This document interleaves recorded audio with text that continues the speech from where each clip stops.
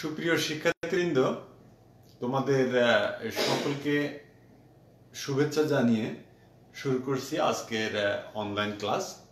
সরকারি বাংলা কলেজ সমাজকর্ম বিভাগের পক্ষ থেকে আমি ডক্টর আহমেদ হাসান আল বাকার তোমাদেরকে স্বাগত জানাচ্ছি। বিশেষ করে আজকে আমাদের ভার্চুয়াল রুটিন অনুযায়ী আমাদের যে ক্লাসটি শুরু হবে সেটি হচ্ছে অনার্স তৃতীয় বর্ষ ঢাকা বিশ্ববিদ্যালয়ের সিলেবাস এবং অনার্স চতুর্থ বর্ষ জাতীয় বিশ্ববিদ্যালয়ের যে সিলেবাসটি আছে দুটির একই টাইটেল শিরোনাম। সেটি হচ্ছে আরবান ডেভেলপমেন্ট অর্থাৎ কমিউনিটি ডেভেলপমেন্ট, রুরাল এবং আরবান, গ্রামীণ এবং শহর সমষ্টি উন্নয়নের যে কোর্সটি আছে সেখান থেকেই মূলত আমরা আলোচনা করছি। আমাদের এই পর্যন্ত সম্ভবত 10টি ক্লাস হয়েছে। আজকে আমরা শেষের দিকেই আলোচনা করব, হয়তো আর কিছুদিন পরেই তোমাদের কোর্সটি শেষ হয়ে যাবে। তো আশা করছি যে তোমরা আমার সাথে থাকবে, আসো এবং ছিলে। তো সব মিলে তোমাদের জন্য শুভকামনা।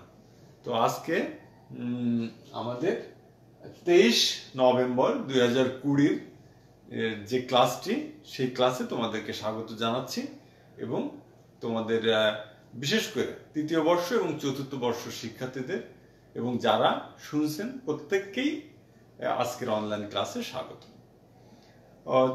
তো প্রিয় শিক্ষার্থীবৃন্দ, চলো আমরা আজকে আমাদের ক্লাসে পদার্পণ করি। তো আমাদের আজকে আমরা চ্যাপ্টার 5 থেকে আলোচনা করি। চ্যাপ্টার 5 তৃতীয় বর্ষ এবং চতুর্থ বর্ষের ক্লাস চ্যাপ্টার 5। সেখানে আলোচনা করব যে urbanisation and urban development. Urbanisation and urban development, এই দুইটির মধ্যে কোথায় সাদৃশ্য, কোথায় বৈসাদৃশ্য, আরবানাইজেশন কি, আরবানাইজেশনের বৈশিষ্ট্য কেমন, আরবানাইজেশনের যে ফ্যাক্টরসগুলি আছে সে ফ্যাক্টরসগুলি এবং আরবানাইজেশনের যে ইম্প্যাক্ট বা প্রভাব সেটি সম্পর্কে মূলত আমরা আজকে আলোচনা করব। তো প্রথমে আমরা আলোচনা করব আরবানাইজেশন সম্পর্কে। আরবানাইজেশন হচ্ছে শহরায়ন প্রক্রিয়া। শহরায়ন, শহর একটা হচ্ছে শহর আরবান, আর এর সাথে আরবানাইজেশন অর্থাৎ শহরায়ন, দুটির মধ্যে যথেষ্ট পার্থক্য আছে এবং সেই জিনিসগুলি আমরা আলোচনা করব। তো আমরা আলোচনা করি আরবানাইজেশন সম্পর্কে, অর্থাৎ আরবানাইজেশন কি। তো আমরা প্রথমে কিন্তু আগে জেনেছি যে আরবান কি। তো আরবান হচ্ছে জাস্ট রুরালের বিপরীত। আমরা প্রথম পার্টে আলোচনা করেছিলাম রুরাল সম্পর্কে। সেখানে আমরা আলোচনা করেছি যে কৃষি এবং গ্রামের যে কার্যক্রম, যে সংস্কৃতি, যে উপাদান, সেগুলি নিয়ে আরবান ছিল, আর দুঃখিত যে রুরাল ছিল। আর আরবান হচ্ছে যে এখানে কৃষি পেশার পরিবর্তে, কৃষিভিত্তিক শিল্প বা অর্থনীতির পরিবর্তে এখানে আমাদের কি, এখানে শিল্পভিত্তিক পেশা, কৃষির পরিবর্তে শিল্প সমাজ, এবং সেই শিল্প সমাজের একটি অংশ হচ্ছে সেখানে অর্থাৎ নগর জীবন। এই নগর জীবন এবং শিল্পভিত্তিক পেশার এবং শিক্ষিত শ্রেণীর বাসস্থান সব মিলে, তাদের সংস্কৃতি, তাদের পরিকাঠামো সব মিলে হচ্ছে আমাদের আরবান। আর এই আরবানের হওয়ার যে প্রক্রিয়া, অর্থাৎ আরবান কিভাবে আমি শহরের নাগরিক হব, সেই প্রক্রিয়া বা সেই মেথডটাকেই বলা হচ্ছে আরবানাইজেশন।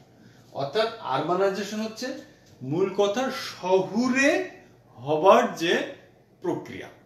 অর্থাৎ আমি একজন নাগরিক, একজন মানুষ, আমি গ্রামে থাকি বা রুরালে থাকি, এখন আমি আস্তে আস্তে শিল্পভিত্তিক কৃষিভিত্তিক সমাজ থেকে যখন উত্তরণ করে শিল্পভিত্তিক সমাজে যাব, অর্থাৎ এই যে গ্রাম থেকে শহরায়ন বা শহরে হওয়ার যে প্রক্রিয়া, সেটিকে বলা হচ্ছে আরবানাইজেশন। এটি হচ্ছে আমাদের আরবানাইজেশন। তো আমরা বিভিন্ন একাডেমিশিয়ানরা, বিভিন্ন সমাজবিজ্ঞানী, বিভিন্ন শহর গবেষকগণ আরবানাইজেশনের অনেক ধরনের সংজ্ঞা প্রদান করেছেন। সেই সংজ্ঞাগুলি থেকে আমি তোমাদেরকে কয়েকটি সংজ্ঞা বলি। সেটি হচ্ছে জাতিসংঘের রিপোর্ট, খুব ইম্পর্টেন্ট।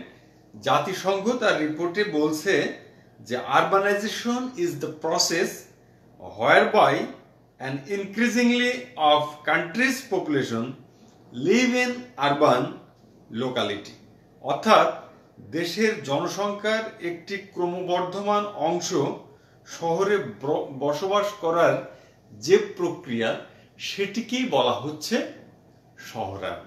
এটি একটি চমৎকার সংজ্ঞা, জাতিসংঘের রিপোর্টে এই সংজ্ঞাটির কথা বলা হয়েছে। এরপরে বলা হয়েছে যে ওয়ারেন এস থমসন উনি বলছেন যে শহরায়ন হচ্ছে কৃষি প্রধান সমষ্টি হতে বৃহৎ সমষ্টিতে স্থানান্তর প্রক্রিয়া, যেখানকার মানুষের পেশা সরকারি বা বাণিজ্যিক বা শিল্পভিত্তিক, অর্থাৎ একটি ক্ষুদ্র জীবন বা কৃষিভিত্তিক সমষ্টি হতে বৃহৎ সমষ্টিতে পদার্পণ, এবং সেখানকার মানুষের পেশা মূলত কি বলে শিল্পভিত্তিক। সেই প্রক্রিয়াটাই হচ্ছে আমার আরবানাইজেশন। অর্থাৎ শহরে সবসময় মনে রাখতে হবে যে কৃষিভিত্তিক থেকে শিল্পভিত্তিক এবং গ্রামীণ থেকে শহরে হওয়ার যে প্রক্রিয়া, সেটি হচ্ছে আরবানাইজেশন। তোমরা দেখো যে আমাদের ঢাকা শহরে আস্তে আস্তে ব্যাপক আরবানাইজেশন হচ্ছে। কেন হচ্ছে? ঢাকার আশেপাশের অঞ্চলগুলি শহর হয়ে যাচ্ছে, গ্রামীণ পরিবেশ থেকে আস্তে আস্তে সেখানে শহর হয়ে যাচ্ছে, এবং আমাদের যে আরো 64টি জেলা আছে, সেখানে 63টি জেলার লোক আস্তে আস্তে ঢাকা শহরে এসে চলে আসছে। তো কেন আসছে সেটি একটা আলাদা আলোচনার বিষয়, সেটি আমরা আলোচনা পরে করব। তবে এই যে চলে আসার যে প্রক্রিয়া, এই যে মানুষ চলে আসছে দল বেঁধে দলে দলে, এবং তারা আস্তে আস্তে শহর কেন্দ্রিক হয়ে যাচ্ছে, শহরের মানুষ হয়ে যাচ্ছে, এই প্রক্রিয়াটাকেই বলা হচ্ছে আমার আরবানাইজেশন। এই প্রক্রিয়াটিকে হচ্ছে বলা হয় আরবানাইজেশন। ক্লিয়ার? তো এটি হচ্ছে আরবানাইজেশন। তো এরপরে আমাদের আরেকটি সংজ্ঞা সমাজকর্ম অভিধান অনুযায়ী, সেটি হচ্ছে urbanisation is the physical development. Urbanization is the physical development of rural area so that it includes features found in cities. অর্থাৎ সেখানে বলা হচ্ছে যে urbanisation is the physical development, অর্থাৎ এখানে ইট কাঠ পাথরের এত ফিজিক্যাল ডেভেলপমেন্ট এবং ইনফ্রাস্ট্রাকচার হয়, যেখানকার রুরালে এই জিনিসগুলি থাকে না, অথবা গ্রামগুলিও কিন্তু শহরের সুবিধা হয়ে যাচ্ছে। তো গ্রামগুলিও কিন্তু আরবানাইজেশন হচ্ছে, শুধু ঢাকা শহর না, আমাদের গ্রামগুলি বা মফস্বল শহরগুলি আস্তে আস্তে মেগা সিটিতে পরিণত হচ্ছে। তো এটি হচ্ছে আমাদের আরবানাইজেশন। অর্থাৎ সবকিছু মিলে বলা যায় যে গ্রামীণ জীবন পদ্ধতি থেকে শহর জীবন পদ্ধতিতে রূপান্তরিত হওয়া ও সেই মোতাবেক ব্যবহারিক রীতিনীতির পরিবর্তন সাধনই হচ্ছে আমার আরবানাইজেশন। অর্থাৎ গ্রামীণ জীবন থেকে শহর জীবন পদ্ধতিতে আমার চলে আসা এবং সেই পদ্ধতির সাথে আমি ব্যবহারিক কার্যক্রম বা মানিয়ে নেওয়ার প্রক্রিয়াটাই হচ্ছে আমার আরবানাইজেশন। তো সুপ্রিয় শিক্ষার্থীবৃন্দ, তো চলো আমরা এখন আরবানাইজেশনের কয়েকটি বৈশিষ্ট্য সম্পর্কে আমরা আলোচনা করি। আরবানাইজেশনের বৈশিষ্ট্যের মধ্যেই নাম্বার 1 সেটি হচ্ছে গ্রাম থেকে শহরে গতিশীলতা। অর্থাৎ আরবানাইজেশনে কি হয়? আরবানাইজেশনে হয় গ্রাম থেকে শহরে যে গতিশীলতা, সেটি হচ্ছে আমার আরবানাইজেশন। অর্থাৎ দলে দলে লোক যখন শহর থেকে গ্রাম থেকে শহরে চলে আসে, সেই প্রক্রিয়াটা হচ্ছে আমার আরবানাইজেশন। তাহলে গ্রাম থেকে শহরের দিকে গতিশীলতা, এই ট্রেন্ড বা এই ধাবিত হতে হবে, এটি হচ্ছে আমার 1 নম্বর বৈশিষ্ট্য। 2 হচ্ছে গ্রামীণ মূল্যবোধ ও রীতিনীতির পরিবর্তন। আরবানাইজেশনের ফলে কি হয়? আরবানাইজেশনের ফলে আমার যে মধ্যে যে গ্রামীণ মূল্যবোধ থাকে, গ্রামীণ যে কালচার থাকে, সেটির পরিবর্তন আমরা আস্তে আস্তে দেখতে পাই। এরপরে থাকে স্বাভাবিক কর্মব্যস্ততা। আর শহরাইজেশন বা গ্রামীণ আরবানাইজেশনের একটি উল্লেখযোগ্য বৈশিষ্ট্য হচ্ছে যে আমার গ্রামীণ মানুষের মধ্যে শহরের মানুষের মধ্যে বিভিন্ন কর্মব্যস্ততা থাকবে, এটি হচ্ছে একটি প্রক্রিয়া। আরেকটা হচ্ছে শহর জীবন পদ্ধতি, এটিও একটি খুবই গুরুত্বপূর্ণ বৈশিষ্ট্য, শহর জীবন পদ্ধতি। অর্থাৎ গ্রামীণ জীবন থেকে আস্তে আস্তে মানুষ শহর জীবনের প্রতি ধাবিত হয়। এরপরে আছে সময়ানুবর্তিতা। আরবানাইজেশনের একটি বৈশিষ্ট্য হচ্ছে মানে টাইম ফ্রেম, সবকিছুই কিন্তু চলে সময় মাফিক, ঘড়ি ধরে। অর্থাৎ এখানে গ্রামের মতো অফুরন্ত সময় নাই মানুষের হাতে। অর্থাৎ এখানে মানুষ খুবই ব্যস্ত থাকে এবং প্রত্যেকটি কাজে টাইম ফ্রেম অনুযায়ী হয়ে থাকে। তো এই জন্য বলছি যে urbanisation is a time frame activities has been done in the city. এরপরে বলছে যে অকৃষি বৃত্তি ও পেশা, এটি হচ্ছে 1 নম্বর একটি বৈশিষ্ট্য আমরা আলোচনা করতে পারি। সেটি হচ্ছে, আমি আগেই বলেছিলাম যে আরবানাইজেশন কিন্তু অকৃষিভিত্তিক পেশা সাধারণত বেশি থাকে। আমরা ঢাকা শহরে যদি দেখো, তো ঢাকা শহরে কোথায় ধান চাষ হয়, তাই না? ঢাকা শহরে কোথায় ছাগল পালে, গরু পালে, খামার করে, মাছ চাষ করে, খুবই কম। যদিও আছে, তবে হাতে গোনা। তো এটাকে আমরা উদাহরণ হিসাবে নিতে পারি। এই জন্য বলছে যে কৃষিভিত্তিক পেশা এখানে নাই, এখানে হচ্ছে অকৃষিভিত্তিক। অকৃষি কেমন? এখানে চাকরি আছে, ফ্যাক্টরি আছে, ইন্ডাস্ট্রি আছে, অফিস আছে, এখানে রাস্তাঘাট, যানবাহন, অ্যামিউজমেন্ট পার্ক, জাদুঘর, শিল্প নাই, কিছু এমন কোনো কিছু নাই যেখানে, কিন্তু কৃষির সাথে জড়িত না, সবই অকৃষিভিত্তিক কার্যক্রম এখানে চলে আসছে। তো এই কথাটি এখানে বলছে। আরেকটা হচ্ছে যে প্রশাসনিক সদর দপ্তর। তো শহরায়নে দেখা যায় যে প্রশাসনিক সদর দপ্তরগুলি সাধারণত শহরে হয়ে থাকে এবং একটি স্থানীয় সরকার ব্যবস্থা বা রাষ্ট্র ব্যবস্থা যার মাধ্যমে হয়ে থাকে, সেটির সদর দপ্তরগুলি সাধারণত শহরে হয়। তো এই সদর দপ্তরগুলি শহরে হয়, এটিও আরবানাইজেশনের কারণ মানুষ শহরের দিকে ধাবিত হয় এবং শহরের দিকে যেতে পছন্দ করে। এটি হচ্ছে মূলত আমাদের কাজ। আরেকটা বলছে উন্নত যোগাযোগ এবং পরিবহন ব্যবস্থা। আরবানাইজেশনের একটি বৈশিষ্ট্য হচ্ছে উন্নত যোগাযোগ এবং পরিবহন ব্যবস্থা এখানে আছে। এখানে সুন্দর রাস্তাঘাট এবং ট্রান্সপোর্ট সিস্টেম থাকে, ফলে মানুষ খুব দ্রুত এক স্থান থেকে আরেক স্থানে যাতায়াত করতে পারে। এরপরে বলছে যে বিভিন্ন যুব কেন্দ্র, নাগরিক সুযোগ সুবিধা আছে প্রচুর। শহরে প্রচুর নাগরিক সুযোগ সুবিধা আছে। শহরের মানুষের বিনোদনের ব্যবস্থা আছে, শহরের মানুষের রাস্তাঘাটের ব্যবস্থা আছে, অফিস আদালত সেবা নেওয়ার ব্যবস্থা আছে, হাত বাড়ালেই সে খাদ্য পেতে পারে। তো এই ধরনের বলছে যে সুযোগ সুবিধা বেশি, নারী পুরুষ উভয়ের চাকরিরত। তো শহরের একটি বৈশিষ্ট্য হচ্ছে যে শহরে নারী পুরুষ সবাই ব্যস্ত থাকে, হ্যাঁ, পুরুষের পাশাপাশি নারীরাও কিছু চাকরি বাকরি করে থাকে এবং সে সংখ্যাটি অনেক বড়। তারপর বলছে সরকারি নিয়ন্ত্রণ থাকে শহরে, একাধিক পেশা এবং শ্রেণীর মানুষ বসবাস করে। তো তোমরা দেখবা যে ঢাকা শহরে কিন্তু অনেক ধরনের লোক বসবাস করে, একাধিক পেশা, একাধিক শ্রেণী।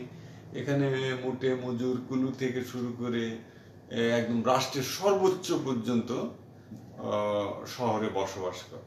তো সব ধরনের মানুষের দরকার হয়, প্রত্যেকটা শ্রেণীর মানুষের দরকার হয় শহরে। কিন্তু গ্রামে কিন্তু তা দরকার নেই, গ্রামে কতিপয় কিছু পেশাজীবী থাকলেই থাকতে পারে, না হলে তবে গ্রামে কৃষিটা হচ্ছে মেন, কৃষক সেখানে থাকবে। এরপরে চিত্ত বিনোদনের সুযোগ, যেটি আমি আগেই বলেছি, মূল্যবোধ এবং দৃষ্টিভঙ্গির পরিবর্তন। গ্রামের থেকে শহরের মানুষের মূল্যবোধ এবং দৃষ্টিভঙ্গির পরিবর্তন একটু বেশি হয়। হ্যাঁ, একটু গ্রামে যে জিনিসটি আমি চলাচলের জন্য আমি যেটিকে খুবই মূল্যবোধ সম্পর্কিত মনে করি, শহরে কিন্তু সেটা না হতে পারে।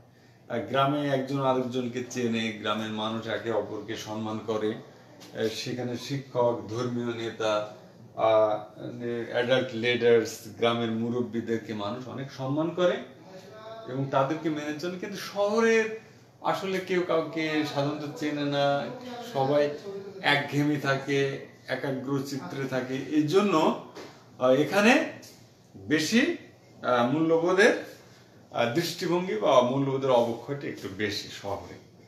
তো এরপরে সামাজিক সম্পর্ক শিথিল, গ্রামের মানুষের এবং শহরের মানুষের মধ্যে সামাজিক সম্পর্কের অনেক পার্থক্য দেখা যায়। নাম্বার 1, যে গ্রামে মানুষ কিন্তু একজন আরেকজনের সাথে খুবই রিলেটেড, আত্মীয়তার সম্পর্ক হয়, একজন আরেকজনের বিপদে এগিয়ে যায় এবং সেখানে যৌথ পরিবার থাকে। আর শহরে হচ্ছে মূলত সবাই ব্যস্ত, কৃষি নির্ভর না, কেউ কারোর প্রয়োজন নিয়ত থাকে না এবং ফলে কি হয় যে শহরের মানুষের মধ্যে কোনো সম্পর্ক থাকে না। এক ফ্ল্যাটে 10টা ফ্যামিলি থাকলে 9 জনের সাথে তোমার কোনো সম্পর্ক থাকে না, কারণ কেউ কারোর সাথে কোনো দায়বদ্ধতা নাই, কেউ কারোর প্রয়োজন নাই, সবাই ইনকাম করে, সবাই আর আর্থিকভাবে সলভেন্ট, এই জন্য কেউ কারোর সাথে ওইভাবে সম্পর্ক মেনটেন করে না। এটি হচ্ছে আমাদের আরবানাইজেশনের একটি অন্যতম বৈশিষ্ট্য। আরেকটা হচ্ছে তোমার সেটি হচ্ছে কি সামাজিক জনসংখ্যা এবং শহর, এটিও কিন্তু একটি শহরে কিন্তু প্রচুর জনসংখ্যা থাকে। তোমরা জানো আমাদের ঢাকা শহরের কথাই চিন্তা করো যে সেখানে প্রায় 2.5-3 কোটি লোক বাস করে, সারা বাংলাদেশে যেখানে 16 কোটি লোক বাস করে। তো আমি যদি এইভাবে ধরি যে আমাদের বড় বড় 8টি শহর আছে, তো সেই 8টি শহরে যদি মোট জনসংখ্যার অর্ধেকই শহরে বাস করে, তাহলে বাকি 64টি জেলায় কিন্তু আমার বাকি লোক থাকে। সুতরাং এই যে মানুষ শহরকে কেন পছন্দ করছে, এটির কারণ হচ্ছে শহরের যোগাযোগ ব্যবস্থা ভালো, শহরের নাগরিক সুবিধা ভালো, রাস্তাঘাট ভালো, পরিবহন ভালো, শিক্ষা ব্যবস্থা ভালো, স্বাস্থ্য ব্যবস্থা ভালো।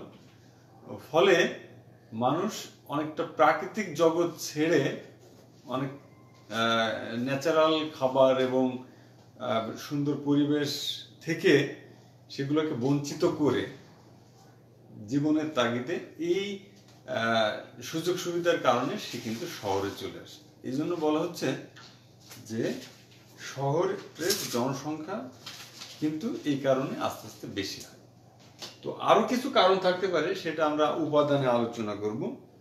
যে শহরায়নের বা আরবানাইজেশনের যে ফ্যাক্টরস গুলি আছে, ফ্যাক্টরস গুলির সম্পর্কে যদি আমি আলোচনা করি, তাহলে আমরা দুইটা জিনিস আলোচনা করব। একটা হচ্ছে ডেফিনেশন অফ আরবানাইজেশন, আর একটা হচ্ছে ক্যারেক্টারিস্টিক্স অফ আরবানাইজেশন বা শহরায়নের বৈশিষ্ট্য, যেটা আমরা এইমাত্র শেষ করব। তো আমরা 3 নম্বর টপিকে চলে যাব, সেটা হচ্ছে ফ্যাক্টরস অফ আরবানাইজেশন বা এলিমেন্টস অফ আরবানাইজেশন। কি কি উপাদান থাকলে আরবানাইজেশনটা কাজ করে। আরবানাইজেশন যেহেতু একটি প্রসেস, একটি অনগোয়িং এবং ডিনামিক্স প্রসেস, সুতরাং এখানে কয়েকটি ফ্যাক্টরস কাজ করে। তো আমরা মূলত দেখি যে আরবানাইজেশনে দুইটি ফ্যাক্টরস কাজ করে। একটি হচ্ছে তোমার পুশ ফ্যাক্টর বা বিকর্ষণমূলক উপাদান, আর একটা হচ্ছে পুল ফ্যাক্টর বা আকর্ষণমূলক উপাদান। তো আমরা প্রত্যেকটা মানুষেরই কিন্তু তার মনোজগতে দুইটি বিষয় থাকে, আকর্ষণ বা বিকর্ষণ। আবার বলি যে পজিটিভ নেগেটিভ, সত্য মিথ্যা, তুমি যেটাই বলো, প্রত্যেকটি জিনিসেরই বিপরীত দুইটি ধর্ম থাকে। তো আমরা বিকর্ষণ যে ফ্যাক্টরস গুলি থাকে আরবানাইজেশনের, সেখানে যদি আমরা আলোচনা করি তাহলে দেখা যাবে যে গ্রামের চাষযোগ্য জমির পরিমাণ কম থাকে, সেখানে খাবারের সংকট থাকে, তোমার শিল্প কলকারখানা কম থাকে, কর্মসংস্থানের অভাব থাকে, তারপরে শ্রমের মজুরি কম থাকে, এবং সর্বোপরি একটি জিনিস থাকে, সেটি হচ্ছে প্রাকৃতিক দুর্যোগ।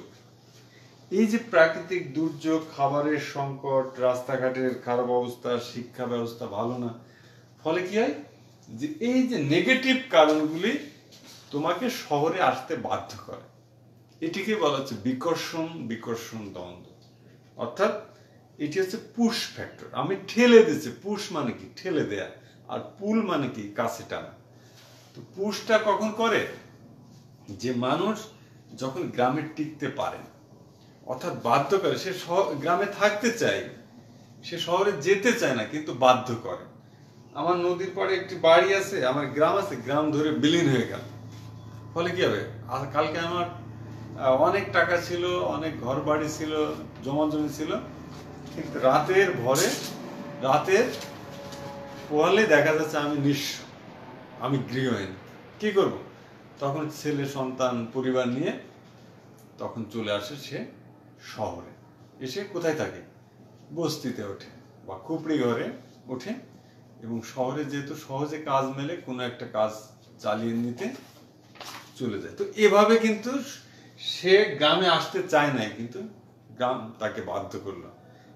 এই জন্য আস্তে আস্তে কিন্তু শহরের বড় হয়ে যাচ্ছে, অর্থাৎ আরবানাইজেশনটা ডেভেলপ হচ্ছে। এটা একটা ফ্যাক্টর।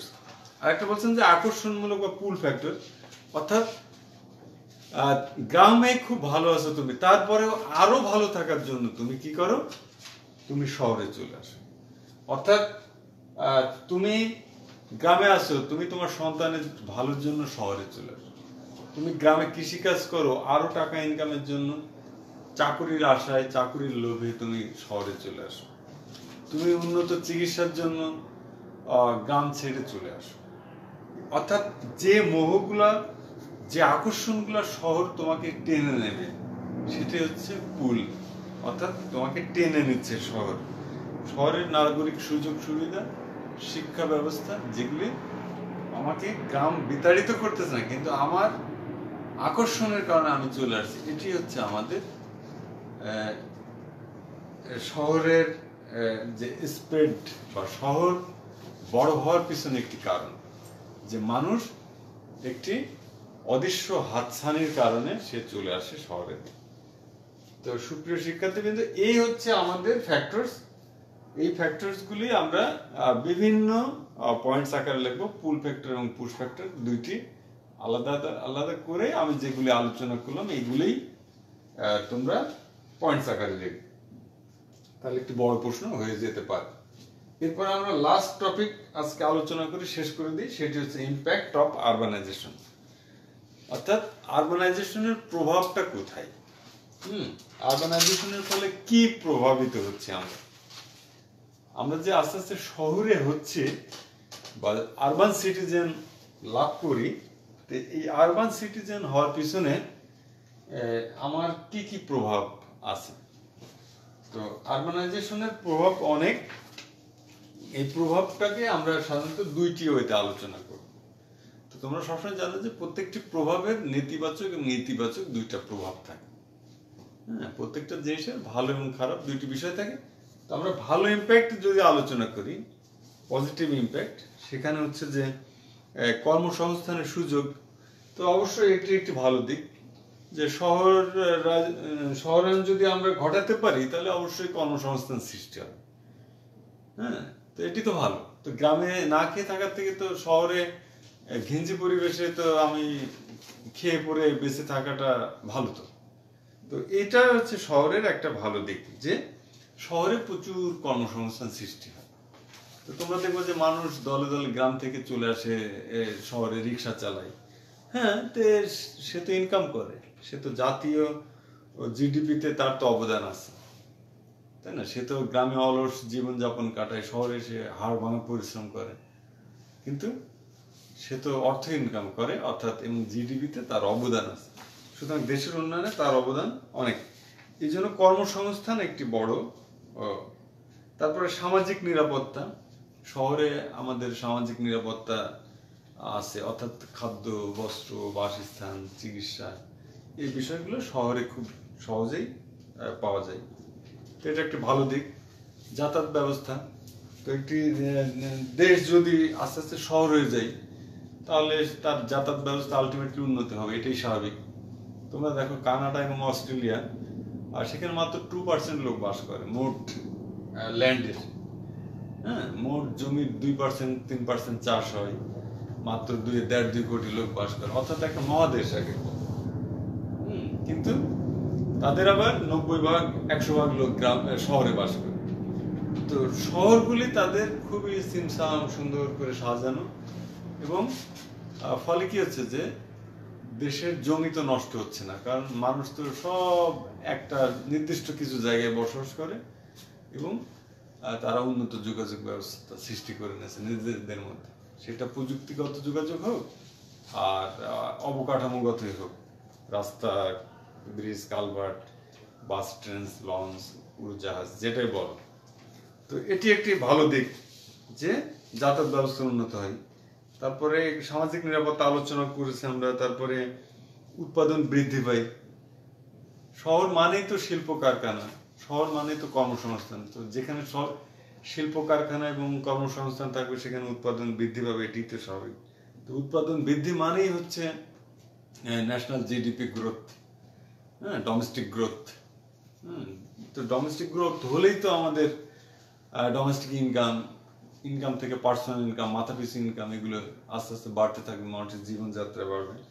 তো এভাবে কিন্তু আমাদের শহরায়নের অনেক, আমরা যদি আলোচনা করি, অনেক ইতিবাচক দিক আমরা আলোচনা করতে পারবো। তো তার মধ্যে আরো কিছু আছে, যেমন সামাজিক মর্যাদা মানুষের, তারপরে জ্ঞান বিজ্ঞানের প্রযুক্তির বিস্তার, সেবামূলক প্রতিষ্ঠানের স্থাপন, বিভিন্ন আইটেমস হয়ে থাকে। তো আমরা আরো আলোচনা করবো, তোমরা বইয়ে খুঁজলে এগুলো পাবে, জাস্ট আমি তোমাদের একটু ধারণা দিলাম। এরপরে আরেকটি বাকি থাকলো, সেটা হচ্ছে নেগেটিভ। তো আমি বলেছিলাম যে যার ভালো দিক আছে তার কিন্তু অবশ্যই খারাপ দিক থাকবে। তো খারাপ দিকের মধ্যে কি, প্রথমে আমি বলবো যে পেশাগত দুর্ঘটনা, এটি একটি কিন্তু আরবানাইজেশনের সবচেয়ে খারাপ দিক। অর্থাৎ আমি কৃষিভিত্তিক সমাজ ব্যবস্থা থেকে চলে আসলাম যন্ত্রের মধ্যে, ফলে কি হলো, যন্ত্র চালাতে গেলে আমার অবশ্যই দুর্ঘটনার শিকার হয়।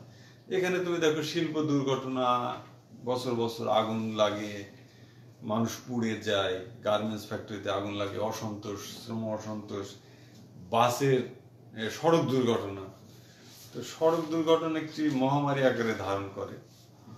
হ্যাঁ, প্লেন দুর্ঘটনা, বিল্ডিং ধস, তোমরা তো রানা প্লাজা দেখছো যে কিভাবে, তারপরে যে বনানী টাওয়ারে, ফয়সাল টাওয়ারে আগুন লাগলো, এগুলো দেখছো।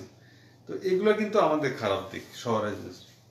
তারপর তোমার সামাজিক বন্ধনের অবলুপ্তি, এখানে সামাজিকতা নাই, মানুষ নিঃস্ব বলা চলে, সবই আছে কিন্তু নিঃস্ব। সে কোথায় থাকে? বৃদ্ধাশ্রমে থাকে বুড়া বয়সে। সুতরাং এগুলো কিন্তু খারাপ জিনিস। তারপর পরিবেশ দূষণ, খুবই মারাত্মক একটা ইম্প্যাক্ট এটা। কি বলে, শহরায়নের একটি মারাত্মক দিক হচ্ছে পরিবেশ দূষণ। তো এই যে তোমরা যে দেখো যে আমরা এখন করোনায় আক্রান্ত, এই করোনাটা কিন্তু কোনো গ্রাম থেকে আসে না। এটা আসছে কোথা থেকে? এটা আসছে শহর থেকে। চীনের একটি শহর উহান, সেই শহর থেকে একটি মাছের বা কাঁচা পশুর দোকান থেকে এটা আসছে। সুতরাং শহর কিন্তু এই যে আমাদের এই রোগ জীবাণুর জন্য, পরিবেশ দূষণের জন্য দায়ী। তারপরে তোমার এখানে যৌথ পরিবার নাই, একক পরিবারে অনেক সমস্যা, শিশু পালনের সমস্যা। তারপরে আরো আমরা যদি বলি বস্তির সমস্যা কিন্তু শহরে ব্যাপক। গ্রামের মানুষ অন্তত খড়ের ঘরে থাকলেও পরিবেশ কিন্তু ভালো, বস্তির মতো না। বস্তির বিষয়টা হচ্ছে যে বস্তির মানুষ যেখানেই খাওয়া দাওয়া করে সেখানেই টয়লেট করে, এটা একটা মানে বস্তির নেচার। কারণ তার আর আলাদা কোনো টয়লেট নেই, অর্থাৎ যে ঘরে খায় সেই পাশের ঘরে বা সেই ঘরের মধ্যে সে টয়লেটিং করে, ফলে তার ডায়রিয়া, জীবাণু, মশা, স্বাস্থ্যের একটা ব্যাপক হানি ঘটে। তারপর নৈতিক অবক্ষয়, এটাও একটি বড় কারণ। অর্থাৎ শহরে নৈতিকতার চরম অবক্ষয় দেখা, কেউ কাউকে চিনে না, মই মুরব্বী, সামাজিক নেতা, ধর্মীয় নেতাদের কেউ চেনে না, হ্যাঁ, কে কোন বাসার ছেলে কেউ কাউকে চেনে না। ফলে কি হয়? ফলে তার মধ্যে একটা ড্যাম কেয়ার ভাব থাকে, সে কাউকে সম্মান করে না, শ্রদ্ধা করে না। এবং সে গ্রামে কিন্তু তুমি গ্রামে গিয়ে দেখো, তুমি কিন্তু সেখানে মাদক গ্রহণ করা অনেক কষ্ট তোমার, কারণ তুমি যেখানেই মাদক নিতে যাবে সেখানেই কিন্তু তোমার পরিচিত লোক চলে আসে এবং তোমার বাসায় রিপোর্ট চলে যাবে। কিন্তু শহরে এগুলি নয়, কেউ চিনলেও তোমার বাসায় কমপ্লেন করবে না, আর চেনার তো কথাই নেই। এই জন্য তুমি অবাধ মেলামেশা, অবাধ চলাফেরা, অবাধ বিকৃত মানসিকতা নিয়েই তোমার জন্ম এখানে। তো এটা কিন্তু শহরের একটা খারাপ দিক। পৃথিবীর সব শহরেই কিন্তু এরকম, সেখানে ধর্ষণ আছে, সেখানে মাদক আছে, সেখানে নৈতিক অবক্ষয় আছে। তারপর জনসংখ্যা বৃদ্ধি, এটি তো অবশ্যই কারণ। আমি বললাম যে ঢাকা শহরে 2-3 কোটি লোক, কিন্তু বাস করার কথা ছিল তা আসলে 18 লাখ লোক। ফলে অস্বাস্থ্যকর পরিবেশ হবে, জনসংখ্যা বৃদ্ধি হবে, এটি স্বাভাবিক। আরো অনেক আছে, ধনতন্ত্র, আমলাতন্ত্র, তারপরে তোমার পরিবেশের সাথে খাপ খাওয়ানোর সমস্যা, বেকারত্ব সমস্যা, সামাজিক অনাচার, অনেক আলোচনা করলে করতে পারি। তো এই পর্যন্তই আজকে আমরা শেষ করি। তো সুপ্রিয় শিক্ষার্থীরা, তোমরা ভালো থাকবে, সুস্থ থাকবে, নিরাপদে থাকবে। তোমাদের সকলকে আজকের অনুষ্ঠানে, আজকের অনলাইন ক্লাসে থেকে স্বাগত জানিয়ে এবং অনলাইন ক্লাস থেকে যেন কিছু শিখতে পারো সেই আশাবাদ ব্যক্ত করে তোমাদের কাছ থেকে বিদায় নিচ্ছি। আমি ডক্টর আহমেদ হাসান বাকার, সহকারী অধ্যাপক, সমাজকর্ম বিভাগ। সবাই ভালো থাকবে। আল্লাহ হাফেজ।